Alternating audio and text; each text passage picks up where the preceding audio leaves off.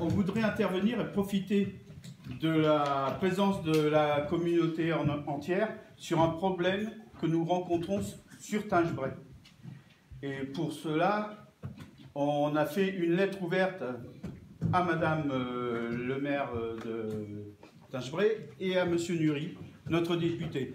Mais pour avoir plus d'écoute, on a profité de cette réunion. Voilà. Je laisse... Oui, alors, voilà, en peu de temps, voilà de quoi il s'agit. Nous sommes mobilisés pour relayer la demande de référendum sur la privatisation d'ADP. Vous n'êtes pas sans savoir que de nombreux groupes politiques se sont inscrits dans cette demande et il faut un dixième du corps électoral pour que ce référendum ait lieu. Il était question tout à l'heure de nos impôts. Il est évident que ADP, ce sont des ressources considérables, ne serait-ce que de ce point de vue-là. C'est un enjeu écologique, social et puis démocratique, parce que c'est quelque chose qui a été voté dans la loi Pacte à 6 h du matin. Les gens ne sont même pas au courant. Donc, il y a un certain nombre, y compris un certain nombre de conseils municipaux qui ont déjà mis ça à leur ordre du jour. Nous considérons que nous faisons un travail d'information que les pouvoirs publics devraient faire, que d'une certaine manière, le gouvernement actuellement est un peu en désobéissance civile par rapport à la nécessité d'informer la population, et que quelque part on se substitue à ça.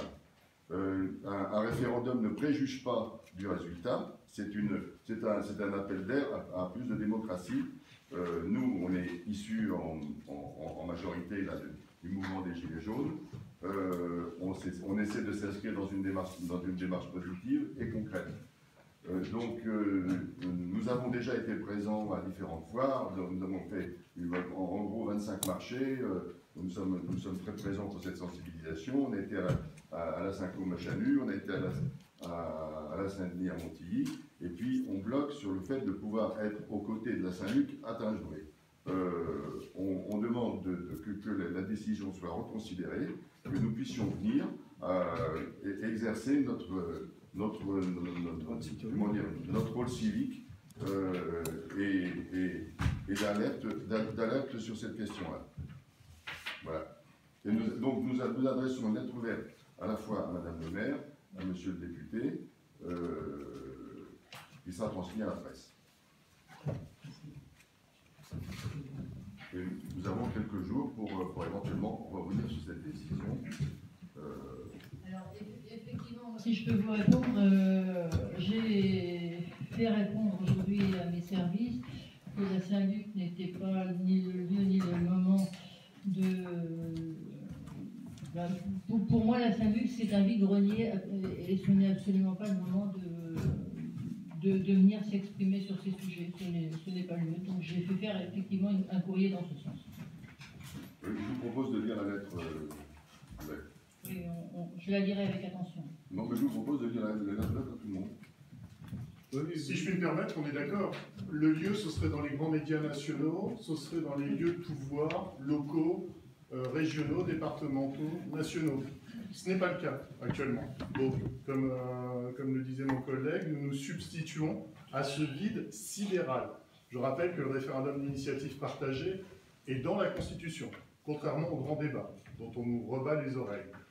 Donc, il y a un manque, et nous comblons ce manque. Donc, il est incompréhensible que le maire de Montilly accepte de nous voir à la Saint-Denis.